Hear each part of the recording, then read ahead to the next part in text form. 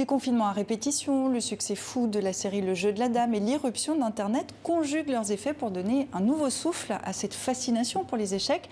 Alors pour tenter d'expliquer ce phénomène mondial, Marie Sebag, bonsoir. Bonsoir. Vous êtes depuis 2008 grand maître international d'échecs, la première joueuse française à obtenir ce titre d'élite qui est réservé à très peu de joueurs. Merci d'être avec nous.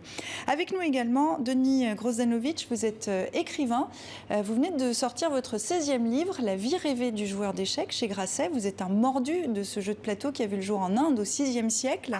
Et merci à vous d'être avec nous. Marie Sebag, vous vous connaissez, mais peut-être que vous ne vous en souvenez pas. Denis Grozdanovic, vous avez joué contre Marie Sebag. J'ose à peine vous demander qui a gagné. Non, je pense pas avoir joué contre elle, mais je l'ai vu jouer. On participait au même tournoi plusieurs fois. Les tournois qui étaient organisés par André Clausel, elle doit s'en souvenir. Vous en souvenez ? Il y a longtemps, c'était à Paris. Et elle était très jeune et elle était déjà extrêmement douée. Et si j'avais dû la rencontrer, ça aurait pas fait un pli. Hein. Déjà à l'époque, elle avait peut-être 10 ans, je pense qu'elle avait 10 ans, pas plus. Oui, c'est des tournois que, quand j'étais petite, les tournois, on pouvait jouer avec les adultes, les enfants, et c'est des open, donc j'ai joué ces tournois et j'en ai joué beaucoup. Alors, ça tombe bien qu'on parle de votre enfance, on va s'intéresser un petit peu à votre parcours, c'est votre mère qui vous a initié. Comment on devient accro à 6 ans ? Alors au début, j'étais pas accro. En fait, j'ai appris avec ma mère parce que ma mère est institutrice et qu'elle apprenait à jouer aux enfants vraiment pour bien travailler à l'école. Pour les échecs, ça apporte beaucoup pour les enfants au niveau de la mémoire, de la concentration et aussi de la planification. Donc du coup, c'était vraiment pour bien travailler à l'école. Et en fait, au début, j'étais pas spécialement accro. Voilà. D'ailleurs, la première année, je perdais beaucoup. Donc, faut pas se décourager. Voilà, ça montre à tous les enfants que quand on commence, c'est assez difficile. Et puis après, vous commencez à gagner des prix, en fait. Assez rapidement, vous grimpez les c'est surtout échelons. la deuxième année, en fait, où j'ai vraiment commencé à m'intéresser au jeu et j'ai vraiment commencé aussi à travailler à vouloir être vraiment plus accrochée. Et vous avez bien travaillé, vous êtes bien accrochée, puisque vous êtes donc l'une des rares femmes au monde à détenir ce titre prestigieux de grand maître international d'échecs. C'est la crème de la crème. Vous avez été sacrée à seulement 22 ans. Dites-vous que vous êtes un prodige. Ça vous va ou ça vous gêne, ça vous plaît ? Prodige, c'est toujours bien. Après, peut-être quand j'étais jeune. Après, j'ai pas forcément choisi de continuer vraiment de persévérer là-dedans. Mais c'est sûr que les échecs, c'est un jeu qui me plaît beaucoup et j'aime beaucoup. Mais c'est vrai que pour être au top niveau, c'est un entraînement qui est très intense. C'est un entraînement qui est très très intense. Et en fait, ça demande de travailler beaucoup et ça demande aussi de faire beaucoup de sacrifices. Et donc, à un moment, il faut choisir et voilà. Vous avez fait un autre choix qui est celui d'un master en psychologie. Oui, mais pour l'instant, oui. Mais bon, je continue quand même les échecs. Mais je continue les échecs, mais peut-être un peu moins que pour être championne du monde, comme je voulais l'être il y a 10 ans. Voilà. Denis Grozdanovic, vous êtes à donner corps et âme aux échecs, un jeu pour lequel vous avez, je crois, frôlé l'addiction. Qu'est-ce qui vous fascine ? Qu'est-ce qui se passe quand on joue aux échecs ? C'est un jeu tout à fait fascinant. Et alors, entre autres, comme je l'explique dans le livre, ce qu'il y a de merveilleux avec ce jeu-là, c'est que on joue à la vie, à la mort, mais en fait, on a l'impression de jouer sa vie, mais on en ressort vivant. Et l'autre chose aussi, c'est que après la plus cuisante des défaites, il suffit de remettre les pièces sur l'échiquier et on a de nouveau l'illusion qu'on va faire quelque chose de merveilleux. Et le jeu renaît comme le phénix. Et ça, je trouve ça prodigieux parce que on a toujours l'espoir de faire mieux, quoi. Alors, on va s'intéresser à cet engouement pour les échecs. Gros succès, la série Netflix, Le Jeu de la Dame. Beth Harmon débute par hasard à l'âge de 9 ans dans le sous-sol de son orphelinat. Elle est incroyablement douée. Adulte, ça devient toute sa vie. Les parties sont réalisées d'après celles de vrais grands maîtres. Voici la bande-annonce. Des hommes vont venir, ils voudront apprendre des choses. Or, ça ne les rend pas plus intelligents. Alors laisse-les parler. Et continue à faire exactement comme tu l'entends. Un jour, tu verras, tu seras seule. Tu dois donc apprendre à te protéger et à prendre soin de toi. Pouvez-vous dire au lecteur de Life ce que ça fait? Je veux dire, être une femme au milieu de tous ces hommes. Je m'en fiche. On n'est pas tout le temps en compétition. Les échecs peuvent également être magnifiques. Alors Marie Sebag, comme Beth, votre ouverture favorite, c'est la Sicilienne Najdorf. Je parle sous votre contrôle.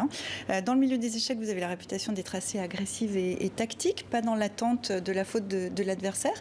Un personnage comme celui-là, pour une série, ça représente bien ce qui se passe dans la tête d'un joueur d'échecs? En fait, ça représente vraiment super bien parce que elle est joueuse d'échecs et après elle a quelques petites addictions que les joueurs d'échecs n'ont pas. Oui, mais des addictions sévères même. Voilà, c'est ça. À certaines substances. Mais du coup, ça représente bien parce que les parties sont vraiment des vraies parties. Les ouvertures, on peut voir que son style, c'est quand même un style très agressif et très attaquant.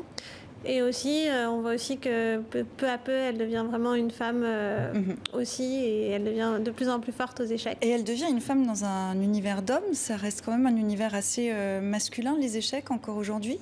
Encore, c'est encore assez masculin. Il y a plus d'hommes. Vous êtes une des femmes. rares femmes à avoir ce niveau de grand maître. En France, oui, mais dans le monde, non. Après, dans les clubs d'échecs, par exemple, tout le monde est bien accueilli. Il ne faut pas être un grand maître pour aller s'inscrire dans un club d'échecs. Et c'est vraiment accessible à tous, qu'on soit une femme, un homme. Mais est-ce que ça justifie qu'il y ait deux compétitions, hommes et femmes? Oui, quand même, parce que c'est prouvé quand même que les hommes, depuis que les échecs existent, ils ont quand même des meilleurs résultats sur le long terme. Donc, ça s'explique comment? Je pense, par exemple, les parties, des fois, elles peuvent durer jusqu'à 6 heures et enchaîner, par exemple, 15 parties comme ça sur un tournoi. Et après, il faut repartir une semaine après sur un autre tournoi. Des fois, ça peut peut-être être difficile. Physique? Oui, aussi, il y a le physique, parce qu'il y a quand même une forme physique, parce que tous les champions d'échecs font beaucoup de sport à côté, genre 1 heure par jour de sport ou 2 heures. Voilà, donc il faut quand même être en forme physiquement, mais je pense qu'il n'y a peut-être pas que ça non plus. Peut-être que les petites filles déjà s'intéressent moins aux jeux d'échecs que les garçons. Voilà. On va se tourner vers le garçon. Les échecs sont devenus un phénomène de société mondiale. Denis Grosdanovic, vous signez un livre sur la place des échecs dans notre société. C'est quelle place exactement? C'est-à-dire que je pense surtout qu'avec le confinement, il a pris une place énorme. Et j'en ai été d'ailleurs une des premières victimes parce que j'ai énormément joué sur le site Lichess, là, on peut jouer en ligne. Et je pense que ce qu'il y a de merveilleux dans les échecs, ça permet d'oublier tout. Et j'ai toujours cultivé les échecs parce que je me suis dit que s'il m'arrivait des coups durs dans la vie, comme ça m'était arrivé d'ailleurs étant jeune, les échecs permettent d'en sortir. On pense à rien d'autre qu'à ça. Et donc, on dit d'ailleurs que être capable de sortir chaque jour, au moins pendant un quart d'heure, de ses préoccupations habituelles, c'est pratiquer une forme de yoga. Et moi je trouve que les échecs sont merveilleux pour ça. Tout comme Zweig ou Nabokov, vous voyez dans ce jeu une métaphore de la vie, de la création? C'est-à-dire que là, aussi bien dans Nabokov que dans Stefan Zweig, c'est surtout la question de l'addiction qui est traitée. Et le fait que les échecs peuvent être une chose merveilleuse, mais aussi un enfermement. Et évidemment, il se trouve que quand même, dans ma petite carrière de joueur, j'ai jamais été très fort, mais j'ai côtoyé pas mal de grands maîtres, et beaucoup d'entre eux, il faut le dire quand même, vivent un peu en dehors du monde. C'est l'ennui. Marie Sebag. Conserver une vie normale, c'est merveilleux, mais c'est pas toujours le cas. Marie Sebag, vous avez une vie normale? Oui, mais après, les joueurs d'échecs sont très sympathiques et voilà, il y a beaucoup de joueurs d'échecs qui sont très sympathiques et très accueillants. Donc, mais un peu en dehors de la vie? Non, pas spécialement. Après, ça dépend. Enfin voilà, dans ton métier, c'est pareil. Mais voilà, après, ça dépend du chemin de la vie qu'on prend. Mais voilà, c'est sûr que après les échecs, c'est sûr que c'est une vie aussi où on est amené quand même à voyager beaucoup, etc. Donc, oui, ce qui n'est pas propre à un joueur d'échecs spécifiquement. Voilà, mais après, les joueurs par exemple, si vous allez dans un club d'échecs, c'est vraiment accessible à tous. Les joueurs d'échecs il y a des joueurs d'échecs qui sont très ouverts. Voilà, c'est... À travers les siècles, les règles du jeu ont évolué des échecs au gré des sociétés, de la politique, jusqu'à arriver à Deep Blue. Là, c'est l'homme contre la machine et c'est la machine qui l'emporte. Qu'est-ce que vous en pensez, vous ? Oui, c'est de plus en plus. En fait, j'ai vu que là, ils apprenaient à une machine, en fait, je crois qu'elle s'appelle Maya, et de lui apprendre un peu les gaffes des humains, voilà, donc, pour apprendre à jouer. Donc, je trouve que justement, l'intelligence artificielle, c'est vraiment très, très intelligent, très, très intéressant au niveau des échecs. Et est-ce que le jeu va pouvoir perdurer ? Bon, en même temps, il y a tellement de possibilités. Comme vous voyez déjà qu'au deuxième coup, il y a je ne sais pas combien de millions de possibilités. Voilà. Donc, bon. Et ça permet aussi de jouer sur Internet. Ça permet de jouer sur Internet. On peut aussi avoir de s'entraîner aussi, c'est-à-dire qu'on peut prendre une position. Par exemple, moi je fais beaucoup ça.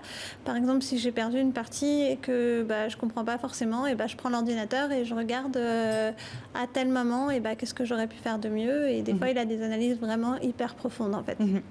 Pour conclure, Marie Sebac, vous préparez un master en psychologie. On l'évoquait tout à l'heure. Est-ce que les échecs, selon vous, peuvent aider à améliorer la santé mentale ? Alors voilà, moi je fais une activité échec dans le cadre de mon stage. Je suis en stage au CMP de Flandre à Paris dans le 19e. Donc effectivement, le but aussi de cette activité, c'est vraiment aussi de créer du lien aussi entre les enfants et aussi d'apaiser une certaine agressivité. Voilà, et aussi tout un programme. Pour la mémoire, la mémoire, la créativité et vraiment la planification aussi, planifier ce qu'on veut faire. Denis Grosdanovic, merci beaucoup d'avoir été avec nous. J'imagine que votre rêve, c'est de partager un plateau d'échecs avec Marie Sebac. Vous avez partagé un plateau de télévision. Je vous laisse peut-être voir pour la suite. Je rappelle le titre de votre livre, La vie rêvée du joueur d'échecs. Merci d'avoir été avec nous. Merci à vous aussi, Marie Sebac. Merci, à bientôt. Au revoir.